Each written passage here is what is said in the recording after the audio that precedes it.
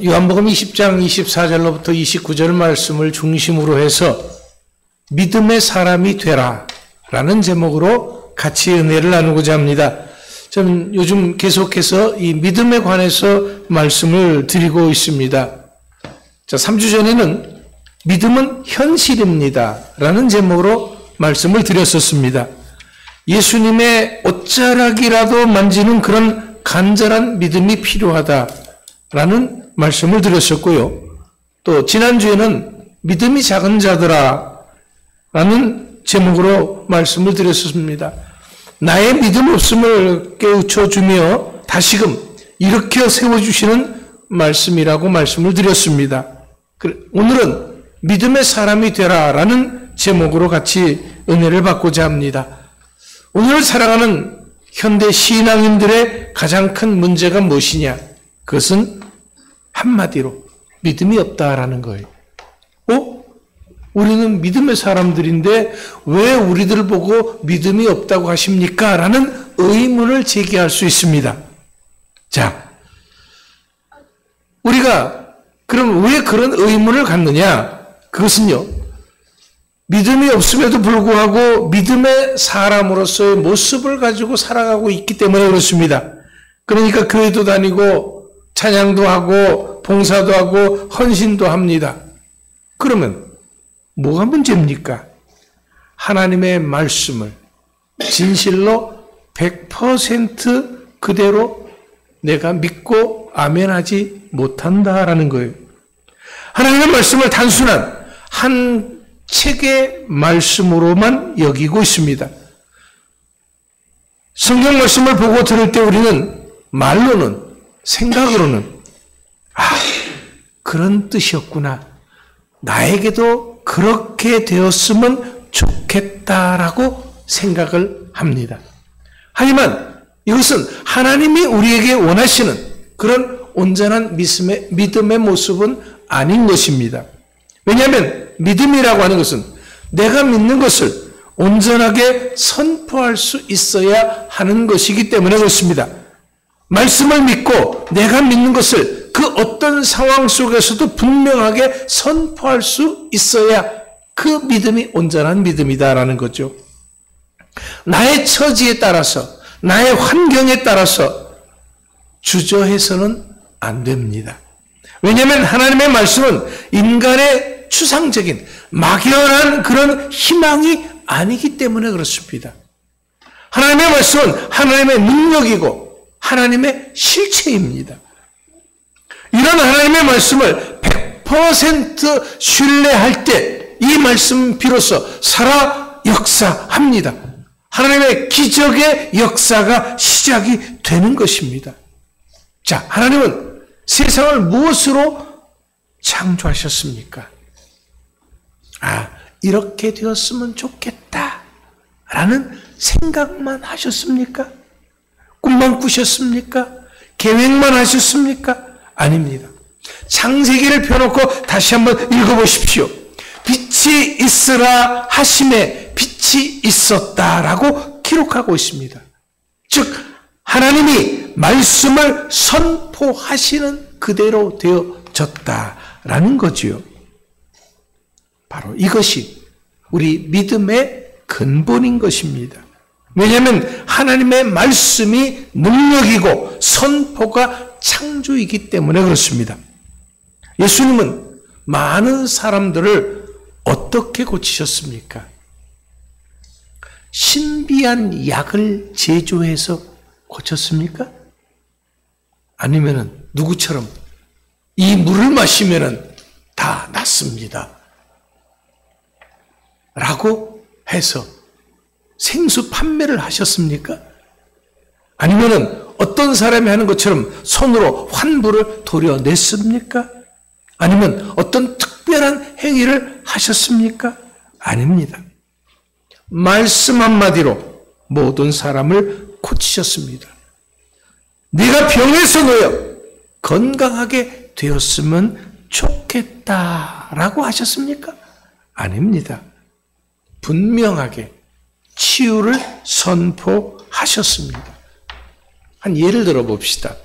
누가복음 8장 49절로부터 56절의 말씀에 보면은 회당장 야이로의 딸을 고치시는 기사가 나옵니다. 이 딸을 살리실 때 예수님께서 어떻게 하셨습니까? 아이야, 일어나라 선포하셨습니다. 바로 이때 병 고침을 받는 역사가 일어났습니다.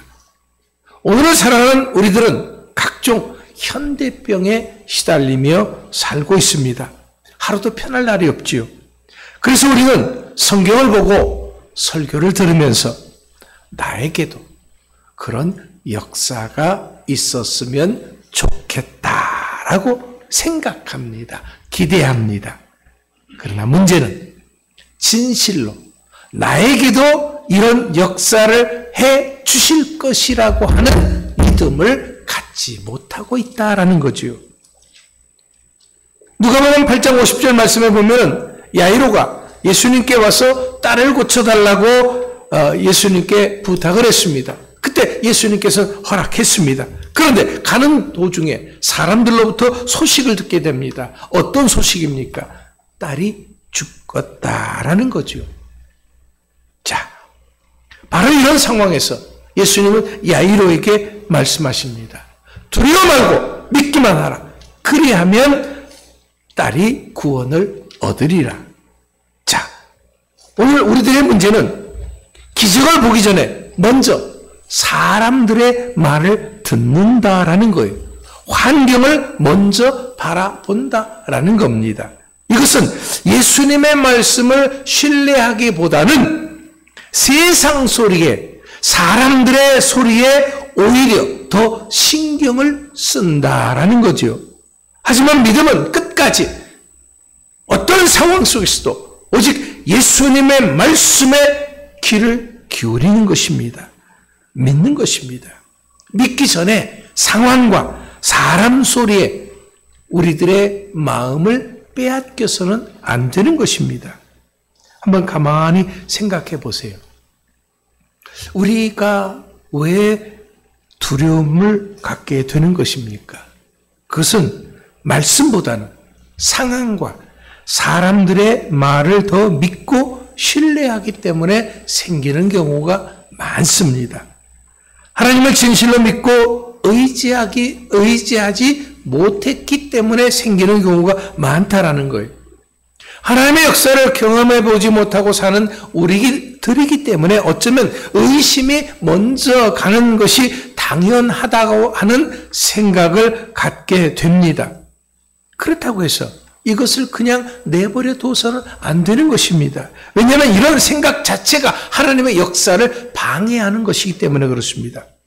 요한복음 11장에 보면은 예수님께서 죽은 나사로를 살리는 사건이 기록되어 있습니다. 마리아와 마르다가 나사로가 죽은 상황에서 예수님이 찾아오셨기 때문에 이젠 이런 상황이 되었기 때문에 예수님도 어쩔 수 없을 것이다 라고 생각을 합니다. 포기합니다. 그래서 주님이 나사로가 죽게 되었다는 소식을 들었을 때 빨리 오셨으면 나사로가 살아날 수 있었을 텐데 예수님이 늦게 오셔서 나사로가 죽었다라는 거예요. 그래서 예수님이 오셨을 때 빨리 오시지 왜 이렇게 늦게 왔느냐고 원망을 합니다. 이것은 인간이 가지고 있는 경험과 지식의 한계를 그대로 드러내는 것입니다. 그렇기 때문에 예수님일지라도 살아있는 자의 병은 고칠 수 있어도 죽었기 때문에 어쩔 수 없을 것이라고 단정을 짓습니다. 이것은 인간 스스로가 하나님의 능력의 한계를 설정하는 것입니다. 이것은 내가 생각하고 내가 경험하고 내가 믿고 있는 한계 안에서만 하나님이 역사하시기를 기대하는 것입니다. 어떻게 우리들이 하나님을 판단할 수 있겠습니까? 오히려 이것은 큰 착각이고 잘못하는 것입니다.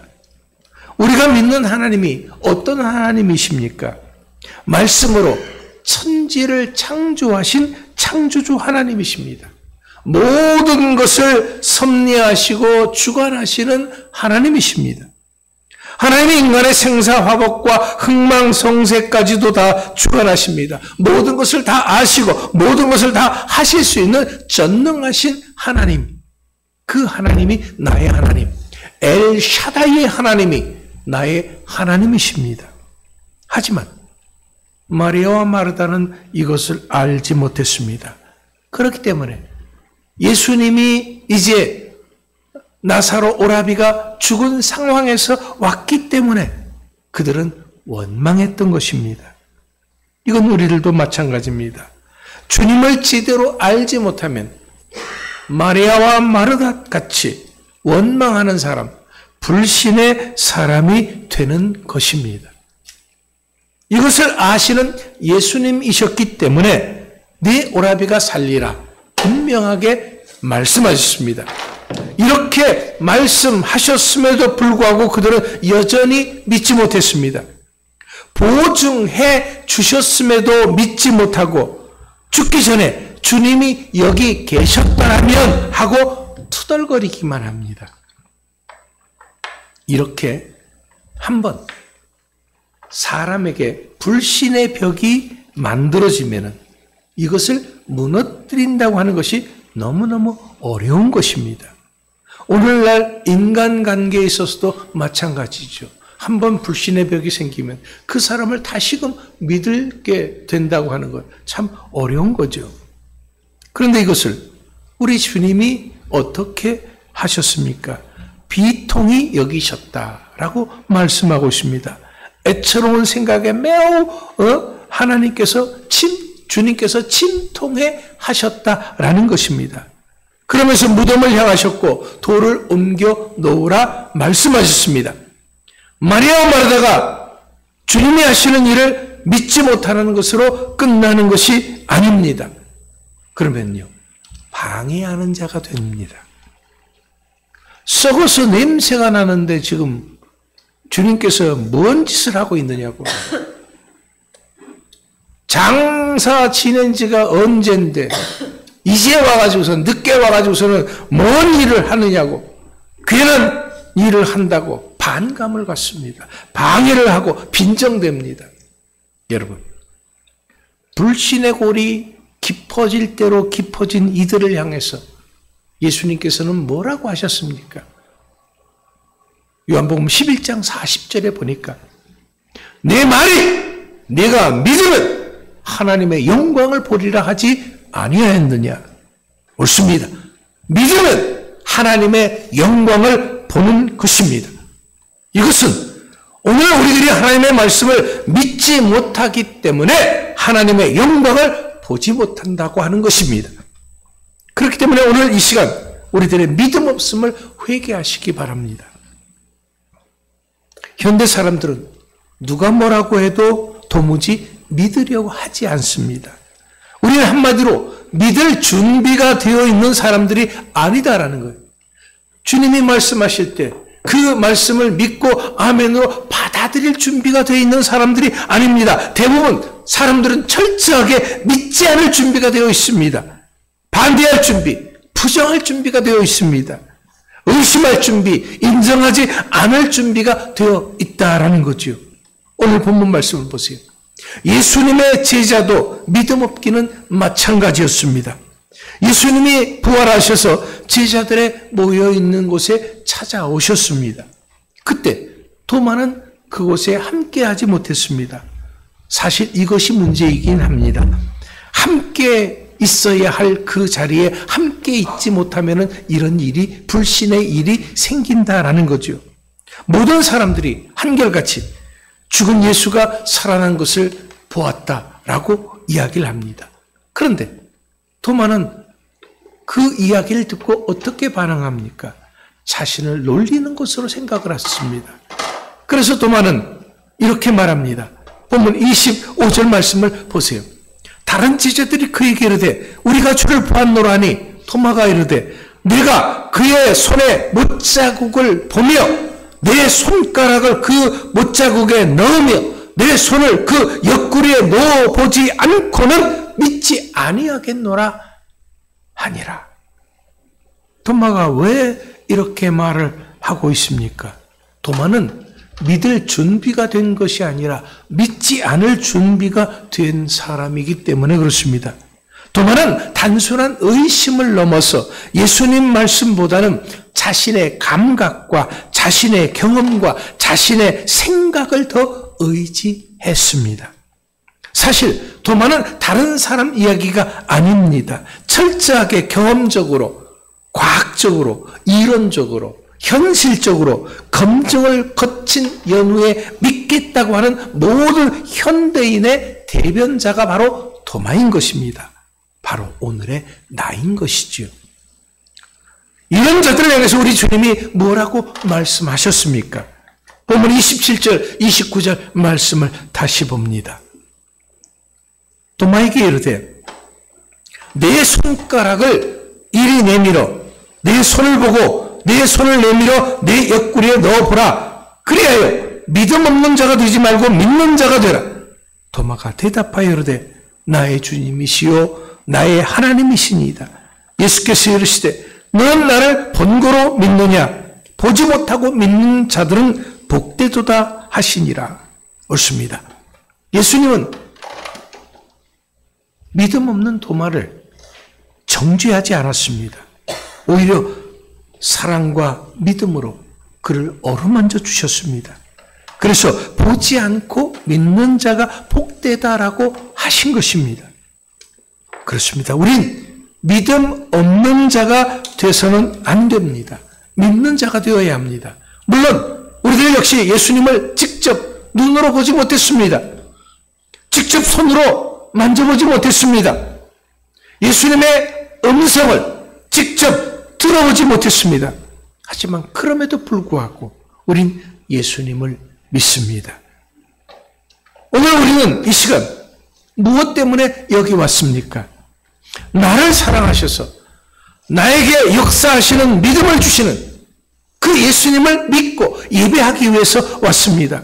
창조주 하나님의 말씀을 듣기 위해서 왔습니다. 나의 모든 문제를 해결함 받고 하나님의 역사하심을 체험하기 위해서 왔습니다. 여러분, 하나님의 말씀을 기록한 것을 우리는 성경이라고 말합니다. 하지만 이 말씀이 나에게 살아 움직이는 말씀이 되려고 한다면 말씀 그대로 있어서는 안 되고요. 선포된 말씀이 되어야 합니다. 이 선포된 말씀을 들을 때 그 말씀이 나의 마음을 움직이고 나에게 감동이 오면은 그것이 바로 나를 위해서 주시는 말씀인 것입니다. 성경에 기록된 말씀은 모든 사람들을 위한 것이라고 할 수가 있지만 선포된 말씀은 특별히 나를 위한 말씀인 것입니다. 오늘이라고 하는 이 주사랑 교회 아니라고 하는 이 특별한 상황에서 하나님께서 나에게 주시는 말씀입니다. 오늘 여러분들이 다른 데 갈 수 있습니다. 다른 교회 갈 수 있습니다. 그런데 오늘 하나님께서 여러분의 발걸음을 이곳으로 인도해 주신 것은 무엇 때문에 그렇습니까? 하나님께서 여러분들을 사랑하셔서 특별히 여러분들에게 말씀을 주시고자 하셨기 때문에 그렇습니다. 우리는 기록된 말씀을 설교를 통해서 듣고 있습니다. 이것은 하나님이 나에게 선포하시는 말씀으로 받지 못하면 그냥 교회에 와서 하나님 저 왔습니다. 저 예배하고 갑니다. 이렇게 선고만 하는 것입니다. 신고만 하는 것입니다. 하나님의 자녀이고 한 식구인 것을 확인하는 것에 불과합니다. 이런 사람은 교회에 와서 많은 성경적 지식과 하나님에 관한 것을 듣습니다. 하지만 이것은 그 누구의 인생도 변화시키지 못합니다. 그가 당면하고 있는 문제 해결을 받지 못합니다. 하지만 선포된 말씀은 살아 역사하시는 하나님이 오늘의 나에게 특별히 주시는 말씀인 것입니다. 그렇기 때문에 우리는 이 시간 나를 사랑하셔서 나를 위해서 준비하신 하나님의 선포된 말씀을 들어야 합니다. 하지만 말씀이 나를 위해서 주시는 말씀이다 라는 생각만으로 끝나서는 결코 안 됩니다. 그럼 아무런 역사가 없는 것입니다. 우리 하나님의 말씀의 역사가 무엇입니까? 신유의 역사뿐입니까? 아닙니다. 우리들의 삶 속에서 일어나는 모든 일들에서 하나님의 말씀은 역사하십니다. 무엇보다도 하나님은 모든 사건을 통해서 하나님의 살아 역사하심을 드러내기를 기뻐하십니다. 그래서 나의 영혼이 구원받기를 원하십니다. 나의 삶이 치료받기를 원하십니다. 나의 지친 영혼이 새롭게 되고 힘을 얻기를 원하십니다. 나의 좌절하고 병든 영혼이 회복되기를 원하십니다. 이제 묻습니다.